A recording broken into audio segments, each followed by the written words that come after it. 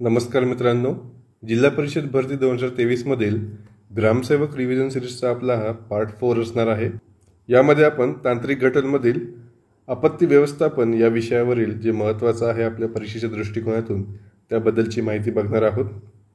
याची आपण separate playlist तयार केली आहे ग्रामसेवक रिव्हिजन सिरीज म्हणून, ते जाऊन बघू शकता। आपत्ती म्हणजे अचानक आलेले मोठे संकट, त्यामध्ये मानवी जीवन असेल, भौतिक साधन संपत्ती असेल, यावर विपरीत परिणाम होतो। आपत्ती ही नैसर्गिक किंवा मानवनिर्मित असू शकते।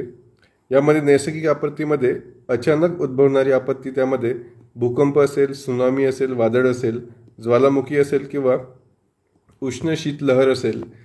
हळूहळू निर्माण होणारी नैसर्गिक आपत्ती म्हणजे दुष्काळ असेल, पूर असेल, रोगराई असेल इत्यादी। त्यानंतर मानवनिर्मित आपत्त्या म्हणजे अचानक निर्मित होणाऱ्या आपत्त्या म्हणजे स्फोट असेल, आग असेल, आणि हळूहळू निर्माण होणाऱ्या आपत्ती म्हणजे प्रदूषण असेल, युद्ध असेल, आर्थिक संकट असेल इत्यादी। तर सर्वप्रथम आपण नैसर्गिक आपत्तीबद्दल माहिती बघणार आहोत।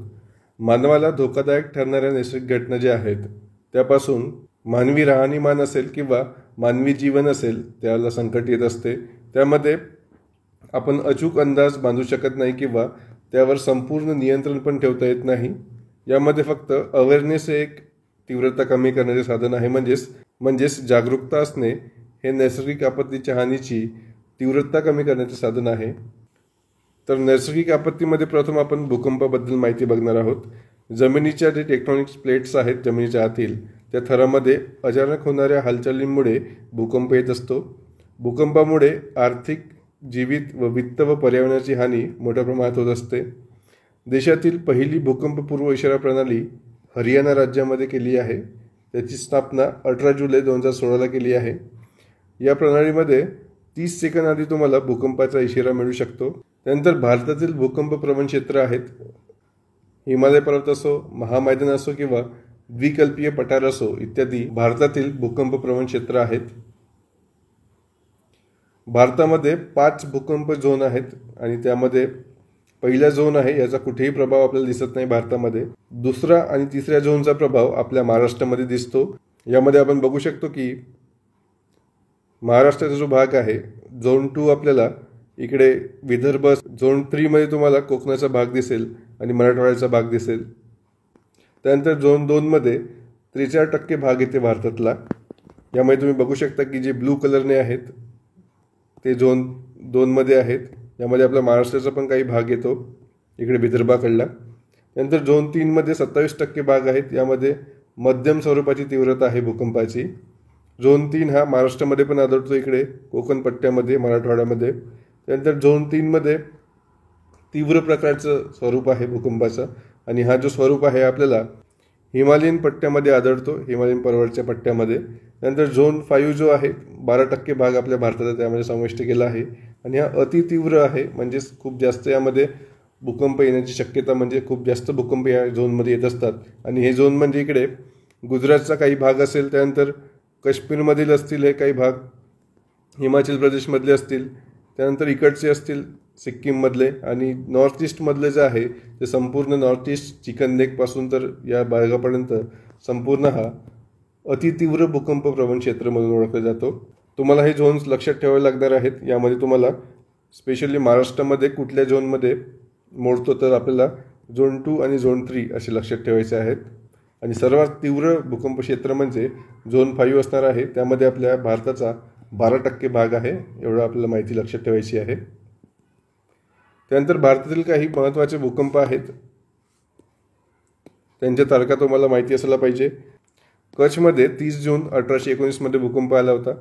श्रीनगरमध्ये 30 मे 1885, आसाममध्ये 12 जून 1897, बिहारमध्ये 4 एप्रिल 1905, कोयनामध्ये जे कोयना धरण आहे तिथे 11 डिसेंबर 1905 मध्ये आला होता। 6.5 रिश्टर स्केलचा होता तो। त्यानंतर किल्लारी भूकंप महाराष्ट्रातील आहे, 30 सप्टेंबर 1993ला, ही तारीख तुम्हाला लक्षात ठेवायची आहे। त्यानंतर भुज असेल 26 जानेवारी 2001ला, तर या महत्त्वाच्या भूकंपाच्या तारखा तुम्हाला लक्षात असायला पाहिजे। किल्लारी भूकंपावर आपल्याला यावर प्रश्न आलेला होता। त्यानंतर national program on earthquake precursor म्हणजेच NPEP हा प्रोग्राम 2008-2009 मध्ये सुरू करण्यात आला होता मिनिस्ट्री ऑफ अर्थ सायन्सच्या माध्यमातून। यामध्ये 6पेक्षा जास्त अभिमितीचे भूकंप होऊ शकणाऱ्या भागात पूर्वलक्षणे शोधणे हे या प्रोग्रामचं लक्षण होतं. त्यानंतर भूकंपाची तीव्रता जी आहे ते मोजण्यासाठी रिस्टर स्केलचा वापर केला जातो आणि ती स्केल 0 ते 9 या दरम्यान असते. सेस्मोग्राफ पद्धतीने आलेख स्वरूपात भूकंपाची तीव्रता शोधता येते. सिस्मॉलॉजीनुसार आपण भूकंपाचा अभ्यास करतो हे आपल्याला लक्षात ठेवायचं आहे. त्यानंतर सुनामी आहे. सुनामी हा जापानी शब्द आहे. त्याचा मराठी अर्थ होत असतो की बंदर लाटा. समुद्राखाली भूकंप, दरड कोसळणे किंवा ज्वालामुखीचा उद्रेक झाला तेव्हा सुनामी येत असते. त्यामुळे लाटांचा वेग हा 500 ते 1000 किलोमीटर प्रति तास असतो. हे क्षेत्र पॅसिफिक ओशियनमध्ये 75% सुनामी क्षेत्र आहे. उर्वरित जी क्षेत्र आहेत ती ईशान्य आशिया भागामध्ये आहेत. किनारी भागात लाटांची उंची वाढते, त्यामुळे हानीचे प्रमाण मोठ्या प्रमाणात होत असते तिथे हानी. त्यानंतर भारतीय सुनामी पूर्वरचना प्रणाली ITEWS 2007 सुरू करण्यात आली होती. Indian National Centre for Ocean Information Services INCOIS याचं तुम्हाला लॉंग फॉर्म लक्षात ठेवायचं आहे. त्यानंतर चक्रीवादळ आहेत. प्रशांत महासागरमध्ये त्याला टायफून म्हणतात. उत्तर अटलांटिकमध्ये त्यांना हरिकेन म्हणतात. दक्षिण अमेरिकामध्ये टॉर्नाडो म्हणतात आणि हिंद महासागरमध्येच आपल्या भारतामध्ये त्याला चक्रीवादळ असे म्हणतात. भारतामध्ये सर्वात जास्त चक्रीवादळ हे पूर्व किनाऱ्याला आले आहेत, म्हणजेच इकडे आंध्र प्रदेशचा जो पट्टा आहे त्या साईडने जास्त चक्रीवादळ येतात. चक्रीवादळामध्ये हवेचा दाब जो आहे तो 5 ते 6 HPA पेक्षा कमी असतो आणि वारे वेगाने फिरू लागतात. त्यामध्ये 64 किलोमीटर प्रति तास एवढा त्याचा वेग असतो. वाऱ्याचा वेग हा 200 किलोमीटर प्रति तासापेक्षा जास्त असेल तर त्याला अमेरिकेमध्ये सुपर टायफून असे म्हणतात. अमेरिकामध्ये म्हणजेच प्रशांत महासागरामध्ये आपण त्याला टायफून म्हणतो, परंतु अमेरिकेमध्ये 200 किलोमीटर प्रति तासपेक्षा जास्त वेग असेल तर त्याला आपण सुपर टायफून असे म्हणतो. भारतामध्ये ओडिसा असेल, पश्चिम बंगाल असेल, तामिळनाडू, आंध्र प्रदेश हे जे पूर्वेकडील आपले राज्य आहेत पूर्व किनारपट्टीचे, या राज्यांना चक्रीवादळाचा जास्त फटका बसतो. आपण बघितलेच होतं की 308 वेळा या ठिकाणी चक्रीवादळ येऊन गेलं आहे. त्यानंतर गुजरात असेल, केरळ असेल, महाराष्ट्र असेल, गोवा असेल, कर्नाटक असेल, जे की पश्चिम किनाऱ्यावरती आहेत, यांना थोडा कमी फटका बसतो. त्यानंतर 2004 पासून हिंद महासागरातील चक्रीवादळांना नाव देण्याची पद्धत सुरू करण्यात आली होती आणि रोटेशनल बेसिसवर जे विविध देश आहेत आपल्या एशियामध्ये त्यांच्याद्वारे या चक्रीवादळांना नाव दिले जाते. त्यानंतर राष्ट्रीय चक्रीवादळ धोका निवारण प्रकल्प 2003 सुरू करण्यात आला होता. त्यानंतर दुष्काळ आहे. सरासरीपेक्षा कमी पर्जन्यमान झालं किंवा कडक उन्हाळा असेल, कमी पर्जन्य असेल, कोरडे हवामान असेल इत्यादी कारणांमुळे दुष्काळ उद्भवतात. दर 5 वर्षांनी एकदा तरी दुष्काळ येत असते. त्यानंतर राजस्थानमध्ये दर 3 वर्षातून एकदा दुष्काळ येत असतो. त्यानंतर महामारी आहे. यामध्ये आपण 2020 आलेलं कोविडचं घेऊ शकतो. लोकांमध्ये खूप मोठ्या प्रमाणात रोगांचं प्रसारण होणे, फॉर एक्झाम्पल मलेरिया असेल, देवी असेल, डेंग्यू असेल, एड्स असेल, स्वाईन फ्लू असेल इत्यादी. यामध्ये संसर्गजन्य आजार पसरवणारे घटक म्हणजेच वंशिकता असेल, जीवनमानाचा दर्जा असेल, कुटुंबाचा आकार, वय व लिंग रचना, साक्षरता व शिक्षण, व्यसन असेल व प्राणी व पक्ष्यांशी संपर्क इत्यादी जे घटक आहेत ती संसर्गजन्य आजार पसरवण्यासाठी कारणीभूत असतात. पूर हा अतिवृष्टी किंवा त्यातून निर्माण होणारी परिस्थिती आहे. भारतात एकूण 14 पूर परिस्थितीला उद्भवणारे नदीखोरे आहेत.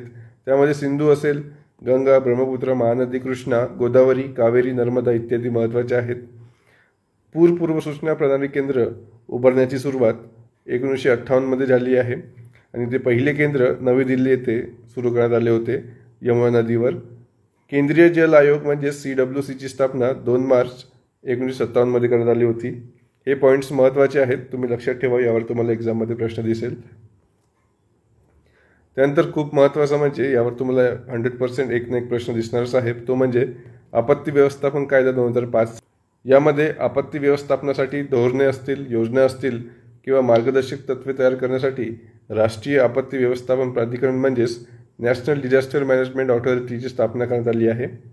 याचे अध्यक्ष पंतप्रधान असतात आणि त्यामध्ये उपाध्यक्षांना पकडून 9 पेक्षा जास्त सदस्य नसतात आणि त्यांचा सदस्यांचा कार्यकाळ हा 5 वर्षाचा असतो, हे आपलं लक्षात ठेवायचं आहे. NDMAची जी प्रेसिडेंट आहेत म्हणजेच जे अध्यक्ष आहेत ते PM असतात, हे आपलं लक्षात ठेवायचं आहे. त्यानंतर या कायद्याअंतर्गत NDRF म्हणजेच नॅशनल डिझास्टर रिस्पॉन्स फोर्सची स्थापना करण्यात आली होती 2005. याचे मुख्यालय नवी दिल्ली येथे आहे आणि सध्याचे जे डायरेक्टर जनरल आहेत ते पियुष आनंद आहेत, हे आपलं लक्षात ठेवायचं आहेत.